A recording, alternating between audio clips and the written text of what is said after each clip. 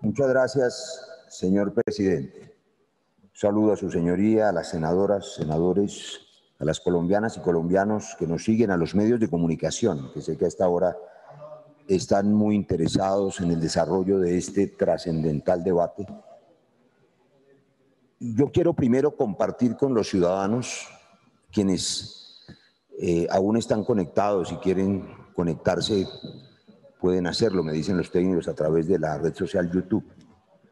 A mí me parece muy importante que los colombianos y colombianas sepan qué fue lo que ocurrió, para que comprendan que este debate tiene que ver con lo que ocurra en sus vidas, en la vida de esta sociedad, en una república hoy transida de dolor y de muerte, y que esa muerte y ese dolor y esas violencias y esa inseguridad tienen explicaciones.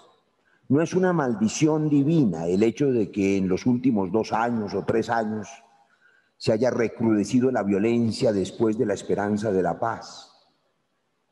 Las personas están muriendo, las personas de nuevo se están desplazando, las personas de nuevo tienen miedo y les siembran miedo a raíz del ataque y la destrucción intencionada de la paz posible. Así que este debate no es el enjuiciamiento contra un hombre, es la explicación de un contexto histórico para que las colombianas y los colombianos no sigan siendo engañados. Y no me refiero a los millones de colombianos que nos acompañan con entusiasmo en la defensa de la paz posible, sino a los también millones de colombianos que de buena fe han sido engañados vilmente y les han imbuido la narrativa perversa de que la paz es imposible o de que la paz no existió o de que la paz firmada era una estratagema para estimular el narcotráfico y un negocio entre criminales plagado de impunidades y de injusticias que ha hecho que millones de colombianos engañados, repito, engañados por entrampamientos como este, hoy hayan descreído de la paz. A ellos me refiero. A ellos hablo para que no sigan siendo engañados, para que comprendan que sus hijos, sus hijas, nuestras nuevas generaciones sí tienen derecho a la paz y no a la condena a la guerra que nos quieren vender. ¿Cuál es el contexto histórico, señor presidente? Hace 4 años y 3 días, 2 días, estábamos a 2 cuadras de aquí, firmando con gran entusiasmo un acuerdo de paz que puso fin a una guerra de 60 años con la guerrilla más grande y antigua de América Latina. Pero no solamente firmábamos una paz posible que el mundo aplaudió con la emoción de ver que en alguna parte de este planeta sí se podía parar una guerra. En ese Teatro Colón cantábamos todos: sí se pudo, sí se pudo. En algunos salones oscuros tramaban estos entrampamientos para que no fuera posible la paz y la guerra pudiera devolverles el poder a los que viven de la guerra, a los halcones de la guerra, a los señores de la guerra. Nosotros dijimos hace 4 años que sí se pudo porque no solo parábamos una guerra, sino que además estábamos abriendo un camino para la paz completa y para las soluciones, no para los 13.000 desmovilizados, que también, sino para todos los colombianos, para 7 millones de campesinos desposeídos desde siempre, para 16 regiones de este país abandonadas y lastimadas por todas las violencias, como esa noble y dolorida tierra caucana, senador Temístocles Ortega, senador Luis Fernando Velasco, como el Catatumbo, como Nariño, senador García Realpe, como el Bajo Cauca antioqueño, como tantas zonas de Colombia que tuvieron la esperanza, gracias al acuerdo de paz, a través de la figura de los PEDETs, de encontrar al fin la redención, si hubiese sido posible que el Estado cumpliera con el deber elemental de controlar el territorio para que las zonas dejadas por las FARC no fueran copadas por otras organizaciones criminales, y también por las disidencias hijas de este entrampamiento, por las disidencias hijas malditas de este entrampamiento, intencionado, causado, planeado. ¿Y para qué destruir un acuerdo de paz? El acuerdo de paz supone, en primer lugar, senador Cepeda, senador Sanguino, senador Petro, el fin del enemigo, por supuesto. Y el fin del enemigo es un problema para quien quiere perpetuar la guerra, que necesita un enemigo. Un acuerdo de paz necesita también, implica la verdad para la no repetición. Y por supuesto, la verdad es el gran temor de todos aquellos actores del conflicto, beneficiados del conflicto, enriquecidos con el conflicto, poderosos gracias al conflicto, gracias al miedo que sembraron durante años en la sociedad colombiana. Ahí está el enemigo, ahí está la culebra. Decían y proclamaban y siguen diciendo, de manera que fueran ellos los salvadores y los mesías, con un fusil al hombro, ametrallando al enemigo, disparando al enemigo.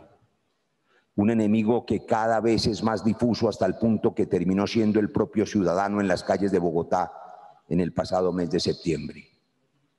Necesitan los autoritarios de un enemigo, y el acuerdo de paz acababa con el enemigo. Y el acuerdo de paz además exigía la verdad a la que le temen. Y el acuerdo de paz incluía reformas profundas, senador Velasco, senador Petro.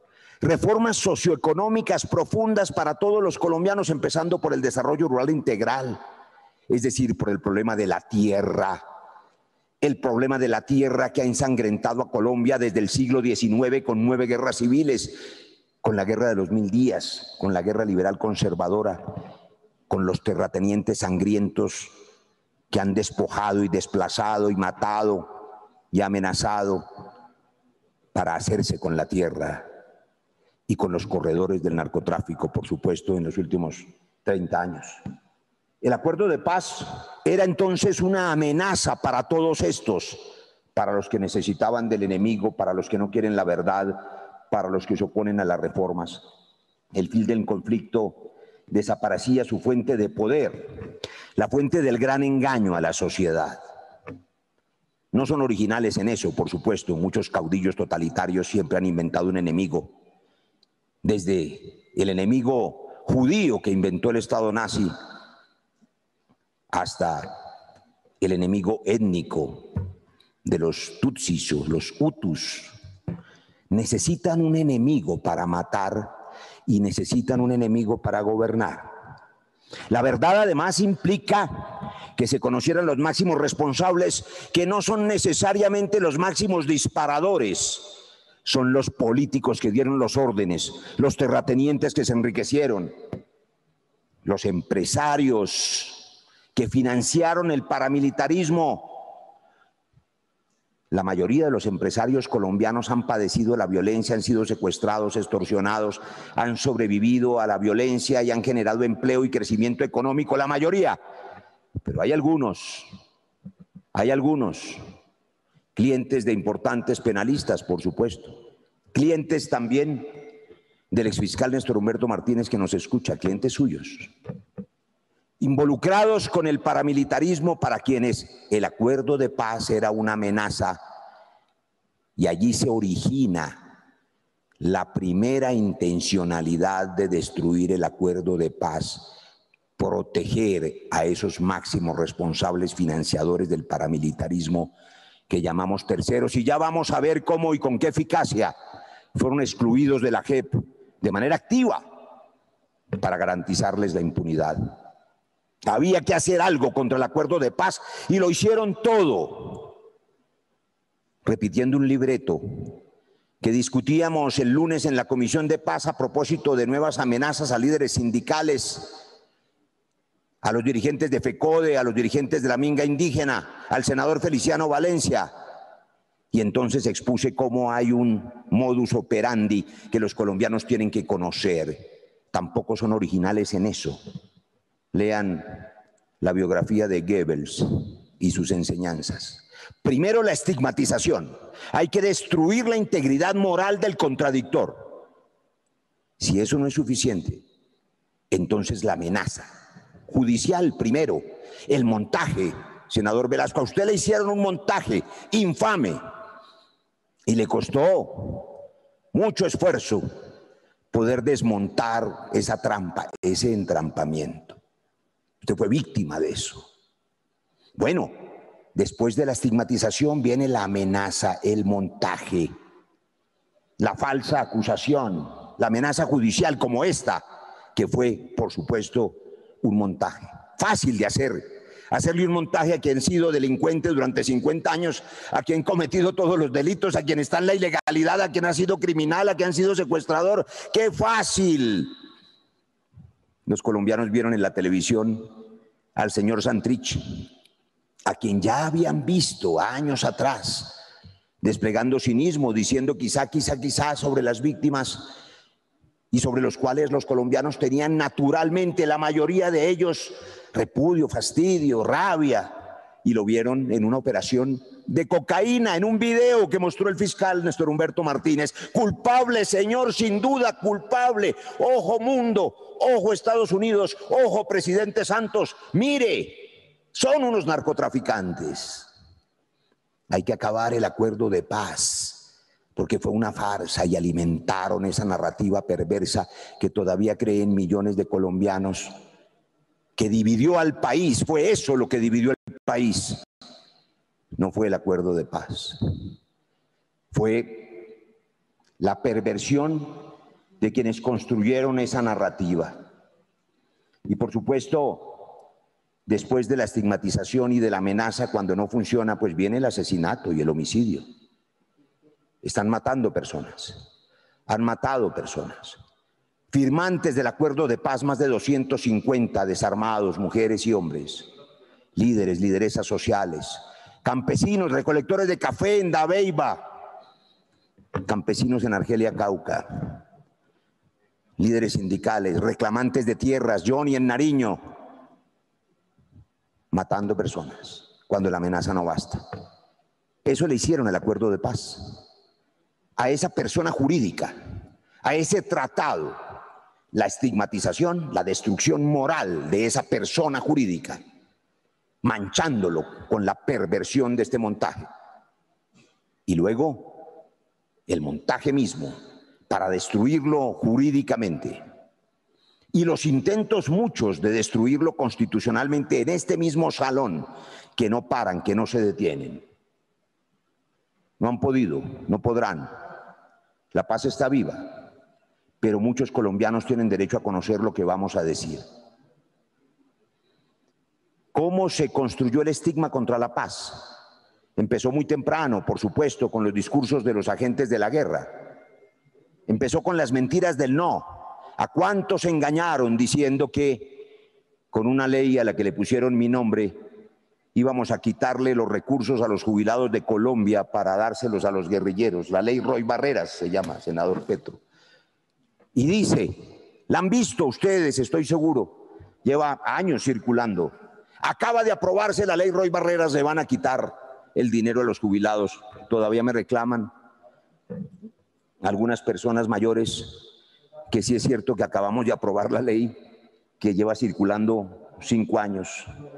¿Cuántas veces se atrevieron a decir desde los atriles políticos y desde los púlpitos de los pastores que el acuerdo de paz iba a convertir a los niños en homosexuales, que había una ideología de género, y lo siguen diciendo?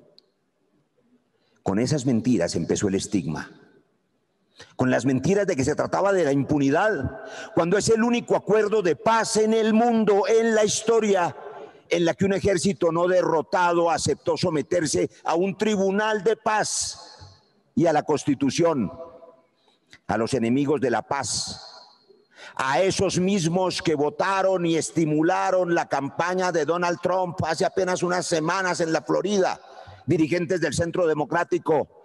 Les recomiendo que revisen que ese mismo gobierno de Donald Trump hace también pocas semanas en Afganistán está cerrando un acuerdo de paz que solo tiene un compromiso. No es dejar las armas, no es ir a ningún tribunal, es solamente dejar de disparar.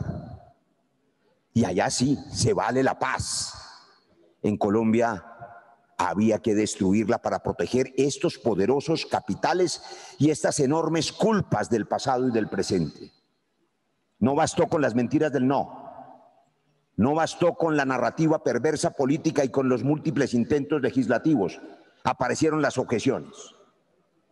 Pero las objeciones no aparecieron solo cuando el gobierno Duque copió y plagió la página que le mandó el exfiscal Néstor Humberto, que hoy nos acompaña.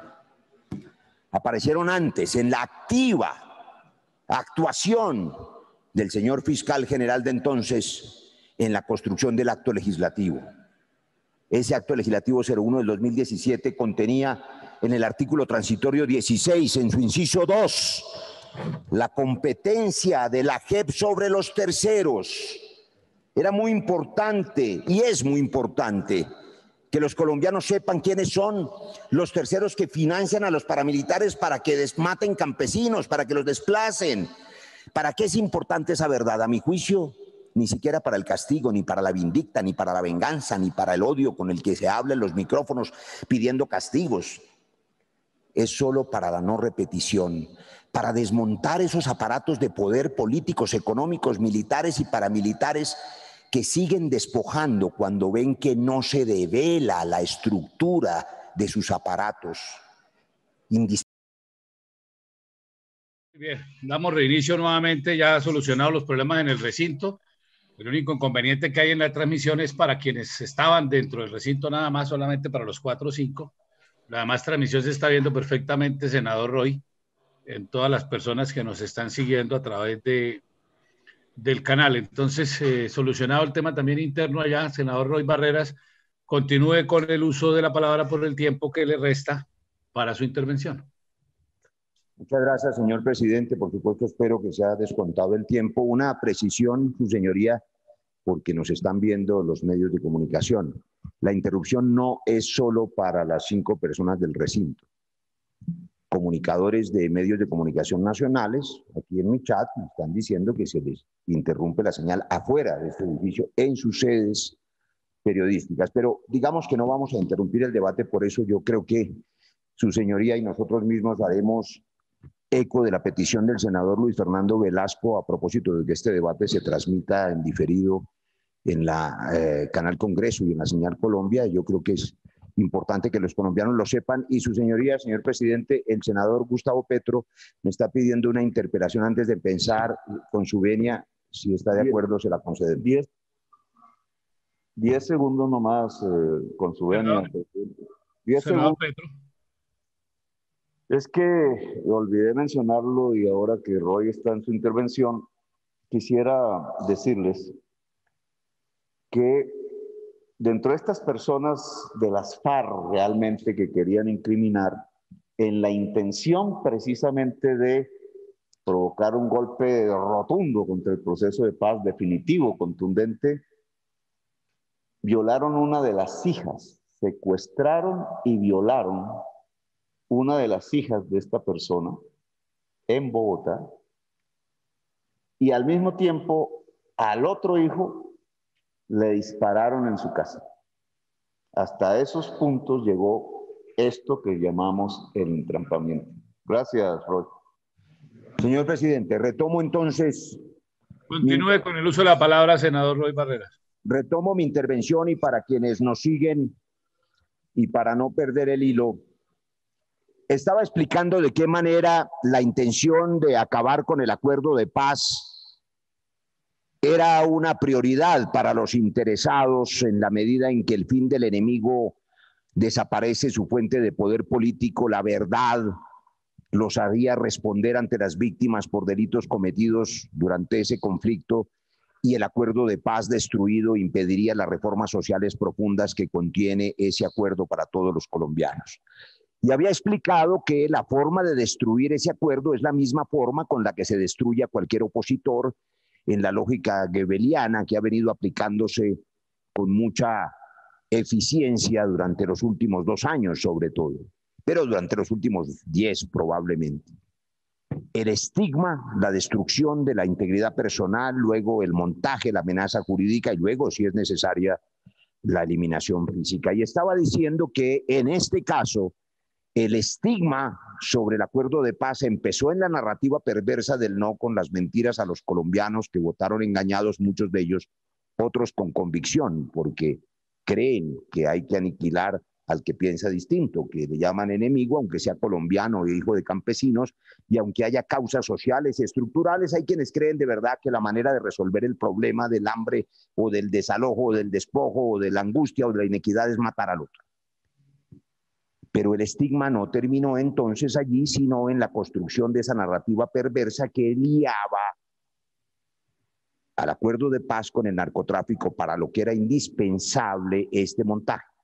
Hechas, por supuesto, todas las disquisiciones jurídicas y los intentos de las objeciones y el salvamento de los terceros, obvio, frente a todos los colombianos, para que no tengan que responder, y les hicieron un flaco favor, entre otras cosas, porque están sub judice, porque no a todos pudieron congelarles ni resolverles los procesos en la fiscalía y porque tendrán que reactivarse y están a expensas de largas condenas en la justicia ordinaria cuando bien podrían haber resuelto esa situación jurídica en la justicia transicional.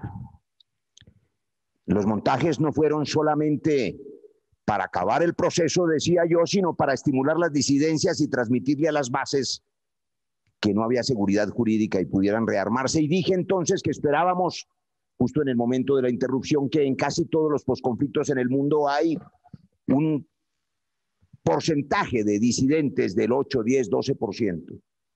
Aquí ha empeorado, se han triplicado, se han cuadruplicado, porque además de la amenaza jurídica está la ineptitud de este gobierno que fracasó rotundamente en materia de seguridad y control del territorio, como demostré en un debate en el que hice 14 denuncias sobre la incapacidad del ministro de Defensa actual. Pero ese es otro asunto.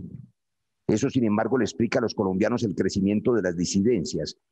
Ellos las estimularon, los enemigos de la paz, con estos entrampamientos, y además dejaron que proliferaran todo tipo de grupos ilegales por su ineptitud, por la politización, división, ideologización de las fuerzas militares que han perdido su norte, no por culpa de los oficiales que reciben órdenes no siempre, sino porque quienes se las dan, que son los responsables políticos del gobierno, los que manejan el Estado y a los que hay que relevar para recuperar la legitimidad de la fuerza pública y por tanto la esencia del Estado de Derecho, que es el control de la violencia legítima del Estado, el monopolio de las armas, ojalá para no usarlas.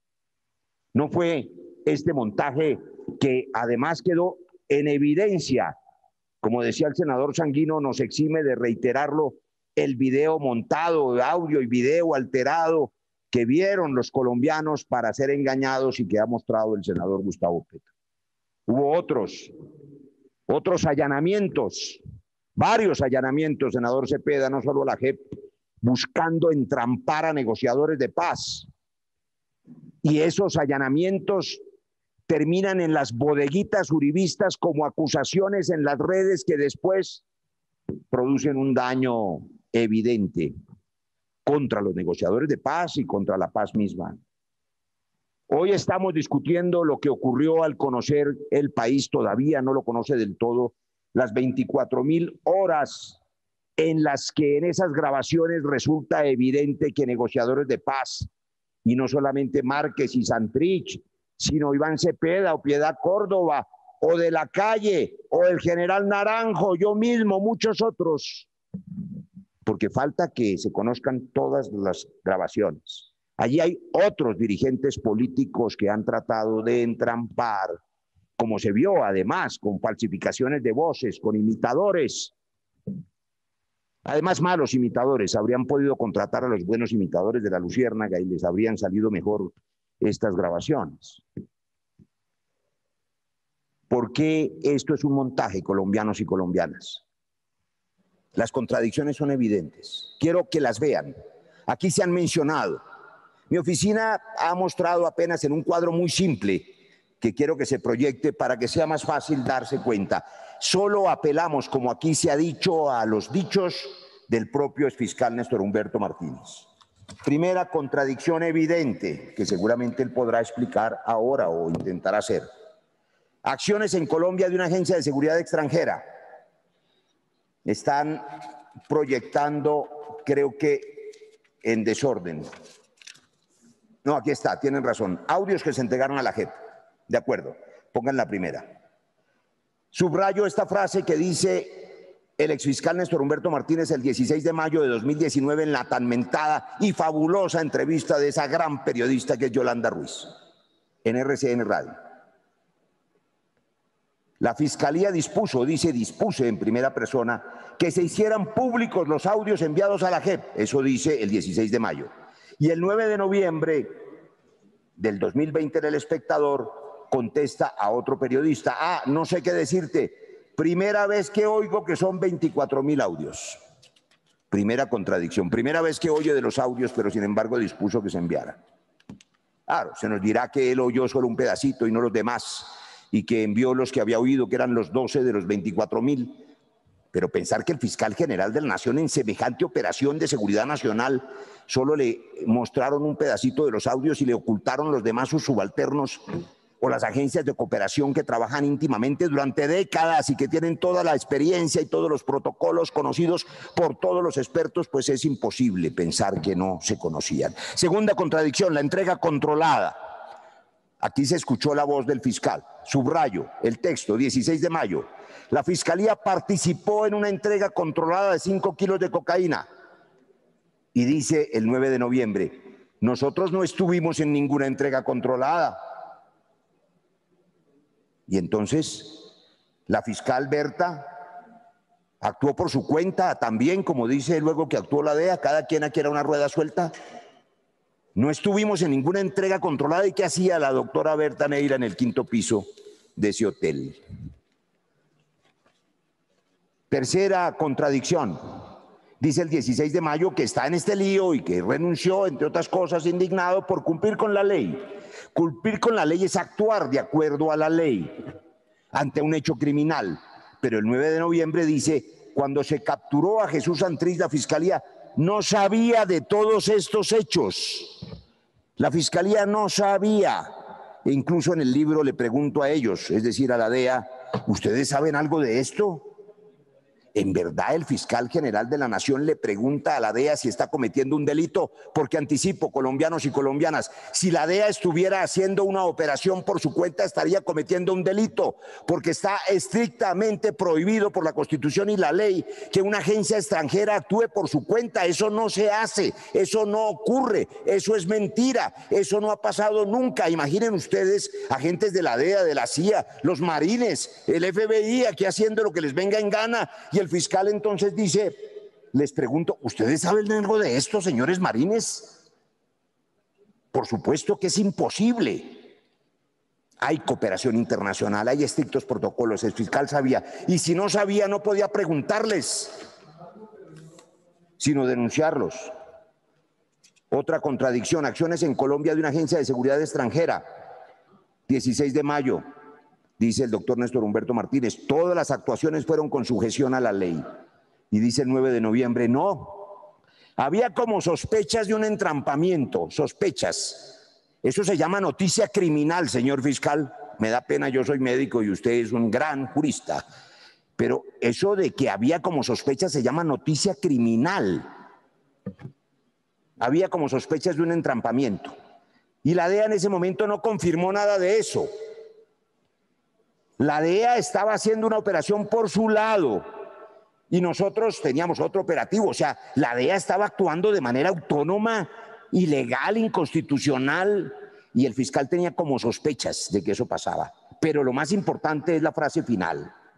No tuve, dice el doctor Néstor Humberto, ninguna información ni conocimiento de que eso fuera en ese momento una operación encubierta. Hoy la tenemos toda. O sea que hoy sabe que fue ilegal.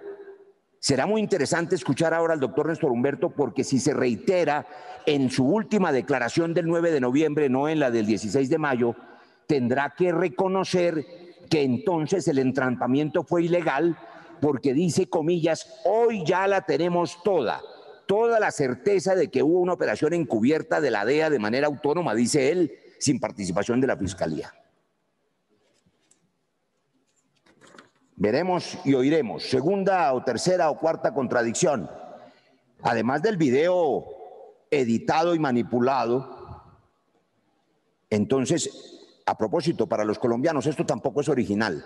Si ustedes se ponen a navegar en Google y buscan con inteligencia artificial los fake videos, encuentran cosas increíbles. Pueden encontrar al presidente Obama hablando contra el Papa Francisco, o pueden escuchar al Papa Francisco hablando sobre modelos escandinavas, porque manipulan la voz y el movimiento labial. Hay expertos en eso. Aquí fueron torpes en la manipulación, pero además fueron torpes en la presentación. La contradicción es esta. Caracol Radio, noviembre de 2017. Cuando se inició el proceso, en noviembre del 17, el exfiscal Néstor Humberto hizo una extensa reunión con editores de medios. En esa reunión proyectó estos videos y presentó una transcripción del diálogo. ¿De dónde salieron esos textos? Pregunto yo. Pero ya no hay necesidad de saberlo, porque el 11 de noviembre del 2020 en Caracol Radio, dice el doctor Néstor Humberto, los videos fueron enviados por la DEA. No tenían audio, eran casi una fotografía. Si no tenían audio, ¿de dónde sacaron entonces la transcripción que le mostraron a los medios de comunicación para engañarlos y para engañar a través de ellos a los colombianos? Esas contradicciones evidentes, volvamos por favor, gracias, son, digamos, la prueba obvia de que aquí hubo un entrampamiento. Pero hay otras cosas precisas que quiero subrayar. Se han dicho, las interceptaciones comenzaron en 2016, 15 días después del acuerdo. Y entonces yo voy a plantearle esto, colombianas y colombianos. Vamos por un momento a suponer la culpabilidad. No tengo interés alguno en defender la hoja de vida ilegal del señor Jesús Santrich. Cuando me senté con él, como los demás delegados del gobierno Santos, sabía que me estaba sentando con los enemigos para que dejaran la guerra. Y sabía que detrás había medio siglo de crueldades, porque la guerra es cruel, de manera que no me corresponde el papel de abogado defensor. Y además, muy... Senador Roy Barreras, continúe con el uso de la palabra. Tiene 15 minutos más. Sonido del senador Roy, por favor. Activen el micrófono del senador Roy Barreras. Senador Roy, por favor, activar el micrófono. Actívenle al presidente Pinto el audio. Yo estoy, muchas gracias, presidente, pero estoy con el micrófono prendido. Puedo continuar.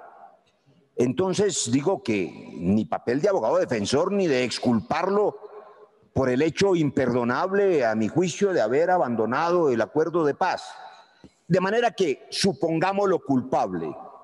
Vamos a suponer, senador Petro, que usted no presentó esas pruebas del audio editado y que verdaderamente Santrich había mordido el anzuelo. Yo pregunto, exfiscal Néstor Humberto Martínez, ¿con qué intención le metieron el anzuelo en la boca? ¿Cuál fue su intencionalidad? ¿Por qué 15 días después del acuerdo empezaron esas interceptaciones? ¿Por qué hicieron lo que hicieron para poder destruir el acuerdo de paz? ¿Qué había detrás? ¿Por qué? ¿Para qué? Los colombianos entenderán con un ejemplo simple. Si yo tengo una persona obesa o diabética, y excúsenme el ejemplo médico, y le pongo una tarta de chocolate exquisita enfrente, a ver si logro que caiga en un coma diabético. Y el idiota se come la tarta de chocolate. Claro que es culpable, imbécil, termina en cuidado intensivo en un coma diabético. ¿Y yo? ¿Por qué lo tenté con la tarta de chocolate si no era para matarlo? ¿Por qué lo tentaron con los 5 kilos de cocaína si hubiesen existido para matar el acuerdo de paz? ¿Cuál era la intencionalidad de meter ese anzuelo en la boca de ese pez? Esa intencionalidad quiero oírla. ¿Por qué lo hicieron? ¿Para qué? ¿Para qué una actuación tan agresiva con un acuerdo de paz que estaban haciendo, que era ejemplo del mundo, que había que cuidarlo? Y a escondidas de todos los negociadores de paz, incluyendo el presidente de la República, que no fue informado. No a tiempo, pero resulta que no hubo tal tarta de chocolate. como no mordieron el anzuelo, como aquí se demostró, como no lograron encontrar grabaciones con las voces de las 22.000 horas que declararan la culpabilidad y tuvieron que apelar a imitadores, como fracasó la operación, entonces fueron a la operación física del entrampamiento, para lo que usaron, y quiero resaltar esta condición, agentes provocadores, que no son testigos protegidos ni son agentes encubiertos, son agentes provocadores. Si esos agentes provocadores actuaron además por su propia iniciativa, como escribió en una brillante columna el exministro de Justicia, Yesid Reyes, pues por supuesto toda la operación era ilegal. Pero si actuaron con la connivencia de la Fiscalía General de la Nación, había una intencionalidad en el uso de agentes provocadores que por supuesto también es ilegal. ¿Quién lo dice? Pues el propio fiscal en las dos versiones que ustedes vieron, el fiscal Néstor Humberto. Pero ambas versiones, la de hace 2 años y la de ahora, ambas son ilegales. Si hubo un entrampamiento y una entrega controlada, reconocida por el fiscal en esa entrevista, la fiscalía, repito, participó en una entrega controlada de 5 kilos de cocaína, y si fuera menester, en lugar de que me digan que fue un lapsus o que estaba nervioso en la entrevista, aquí está el documento oficial y lo leo para conocimiento de todas y todos, que dice: se dispone, esto es de la Fiscalía, firmado por la doctora Berta Cecilia Neira Díaz, fiscal 14 especializada, adscrita a la Dirección Especializada contra el Narcotráfico. Se dispone a realizar, no a acompañar ni a tomarle fotos, que no le tomaron, sino a realizar entrega controlada, la cual se materializa el 1 de noviembre del 2017. De manera que parece que la primera versión del doctor Néstor Humberto es la cierta, y hubo una entrega controlada, con un entrampamiento con agentes provocadores. Lo que no se puede decir es que no lo sabía, doctor Néstor Humberto. No puede decir que no lo sabía cuando una fiscal suya estaba en el 5º piso en la operación. No puede decir que no lo sabía cuando desde el 2016, 15 días después del acuerdo, ya estaban las grabaciones. No puede decir que no lo sabía cuando hay instrumentos de cooperación internacional con las agencias británicas y norteamericanas a través del HUE, como se ha dicho aquí, y de otras instancias de cooperación para obtener información. Porque los que tienen que actuar como agentes encubiertos son agentes de policía judicial colombianos siempre, y los que ustedes vieron no son ningunos colombianos ni ningunos agentes de policía judicial, sino unos agentes de la DEA mexicanos que se hicieron pasar por narcotraficantes. No puede decir que no lo sabía cuando la información de las grabaciones proviene de las salas Bronce y Esperanza, que estaban bajo su mando. No puede decir lo que usted dice, que no sabía. Y por lo tanto no puede echarle la culpa a la DEA diciendo que la DEA actuó de manera ilegal, de manera autónoma. Eso es absolutamente ilegal. Y no puede tampoco achacarse el hecho de que las grabaciones existieran sin que él, como dice hace unos días, primera vez que oigo de que son 24.000 audios, el fiscal no conociera ni las grabaciones, ni las actuaciones de las salas de interceptación, ni de su fiscal Berta. No se puede achacar eso a ineficiencia o ineptitud del fiscal anterior, porque si algo le reconoce el país y yo le reconozco, es una inteligencia suprema.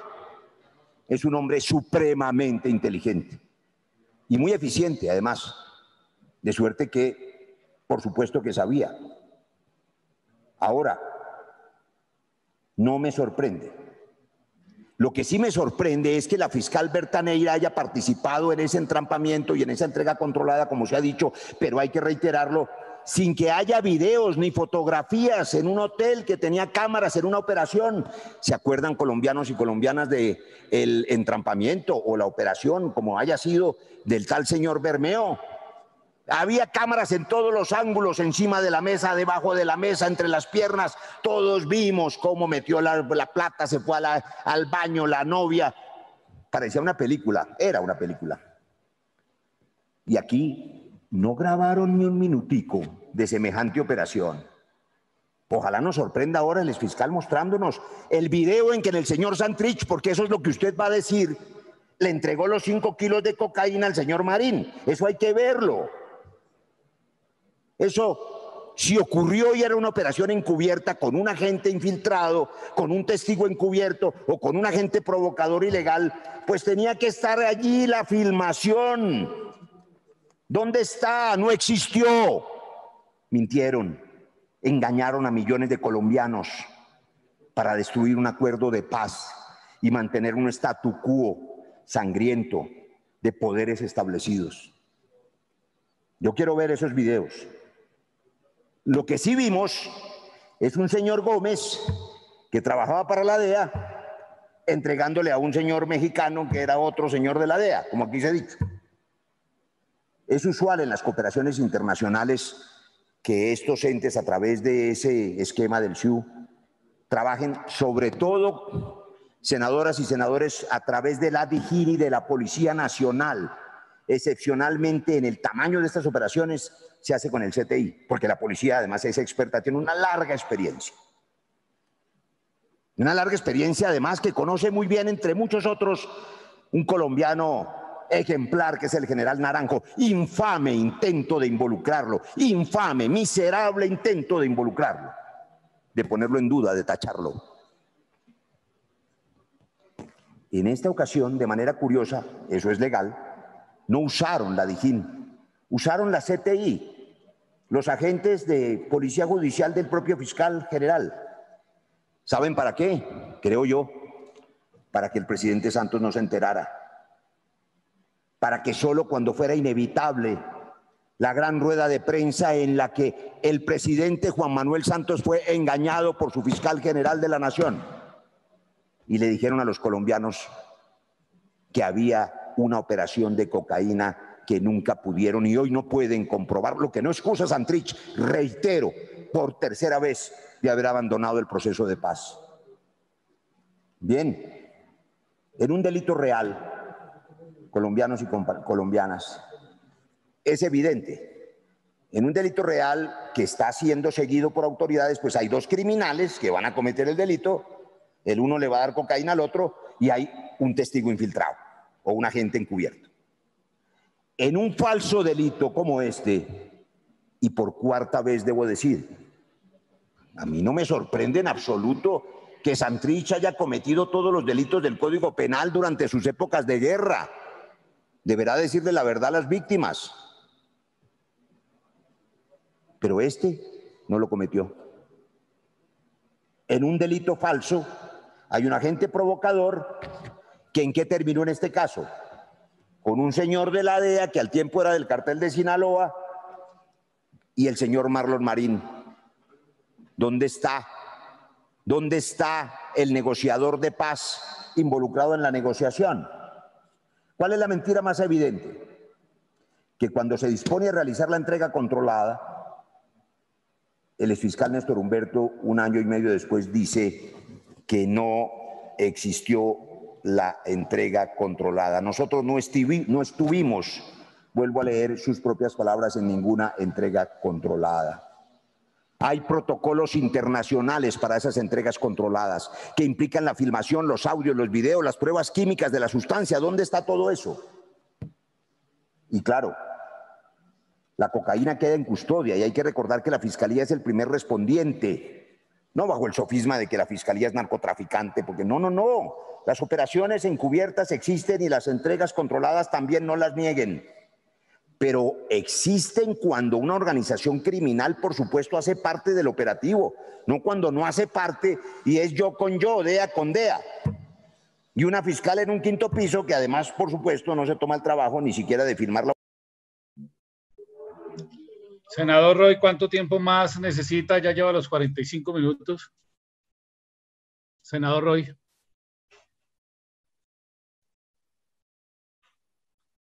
La imagen de la operación más... ¿Cuánto tiempo más requiere? 10 minuticos, señor presidente, gracias.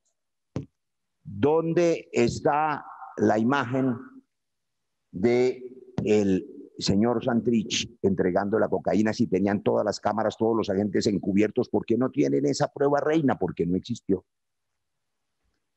La Procuraduría General de la Nación, que tuvo dificultades para conectarse, que no va a intervenir, tiene que investigar a esos funcionarios y particularmente la Procuraduría General su delegada para la JEP, digo yo, si no la van a desmantelar en la nueva Procuraduría. Advierto que no me sorprendería que desmantelaran todo el aparato delegado ante la JEP de la Procuraduría. Ojalá no lo hagan, lo advierto hoy, porque la Procuraduría tiene que investigar lo que pasó con estos funcionarios. Y por supuesto la Fiscalía General de la Nación, que hoy es otra fiscalía, que tiene un deslinde completo con la Fiscalía de Néstor Humberto Martínez, pero que tiene que ser investigado todo lo que ocurrió, porque estos hechos siguen sin claridades y si no se investiga aquí, la Corte Penal Internacional terminará interviniendo. Termino, presidente, explicando, compartiendo con los compatriotas que un Estado puede optar por la paz o por la guerra. Eso ha pasado a lo largo de la historia. Y por supuesto, a mi juicio, cuando el Estado opta por la guerra, pues comete un error. La guerra siempre es una desgracia. Pero hay teoría de estadistas importantes para justificar la guerra. Es más, se llama la teoría de la guerra justa, desde Aristóteles, desde San Agustín. Aquí en la silla que hoy tiene usted coincidencialmente, senador Iván Cepeda, ahí en esa silla, el senador José Obdulio Gaviria, que es un hombre estudioso, defendió la teoría de la guerra justa en un debate conmigo. Ellos se apegan a esa teoría. Son gobiernos justificatorios, además de la doctrina de la dialéctica del enemigo, de Carl Schmitt. Por eso termino por donde empecé. Necesitan resucitar el enemigo. Pero en este caso, a diferencia de la vieja frase de Fouché, que decía que no había sido un crimen, sino un error, el resultado de la guillotina. Yo digo que más que un error, esto sí fue un crimen. Destruir un acuerdo de paz para defender poderosos intereses económicos y para defender la impunidad de los responsables, incluyendo los terceros y los políticos que dieron las órdenes, es un crimen, porque ha costado y sigue costando vidas humanas por cuenta de la proliferación de las disidencias, por cuenta de la debilidad del Estado para controlar el territorio, por cuenta de la renuencia a implementar el acuerdo de paz y proteger las vidas de los firmantes. Cuando un gobierno, el que gobierna el Estado de Derecho, decide suspender la solución dialogada a los conflictos, no solo a los conflictos armados, sino a los conflictos sociales, cuando decide no escuchar a los indígenas, ni a los estudiantes, ni a los maestros, condena al país a las violencias. Cuando su retórica implica estigmatizar la protesta social diciendo que está infiltrada, o que los estudiantes están infiltrados, o que los indígenas son guerrilleros, o que los marchantes son vándalos, está estimulando las violencias que terminan en disparos contra personas inocentes. Los muertos, las masacres, los nuevos despojos, los nuevos desplazamientos son una consecuencia que debe tener responsabilidad política de quienes intentaron a medias, el resultado a medias, acabar con el acuerdo de paz para que la guerra se prolongara. El ataque continúa, la mentira continúa, los proyectos de ley amenazantes contra la JEP continúan, el referendo uribista que proclama todos los días acabar no solo con la JEP, sino con la Corte Suprema y la Corte Constitucional, destruir el pacto social del 91, hijo de la séptima papeleta, y hijo de un acuerdo de paz, continúa. Nosotros, por supuesto, vamos a responder a ese ataque en las calles y vamos a ver con millones de firmas a quién hay que revocar, si al régimen o si hay que revocar las cortes como pretenden ellos.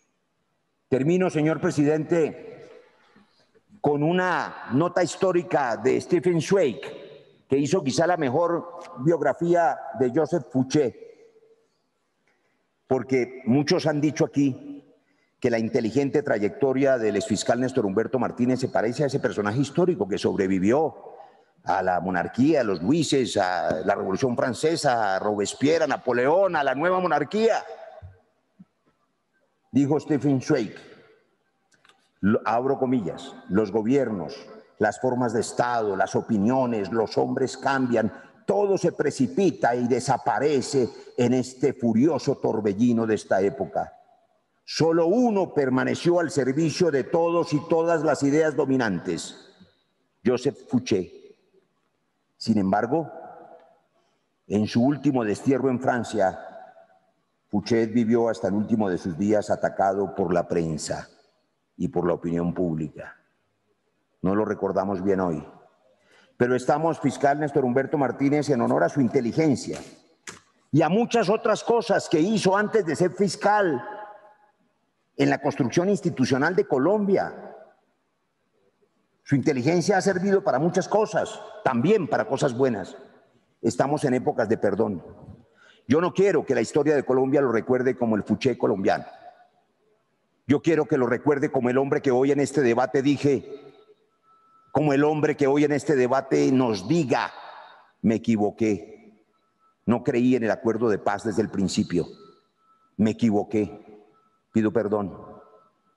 Siempre supimos que usted no era amigo del acuerdo de paz.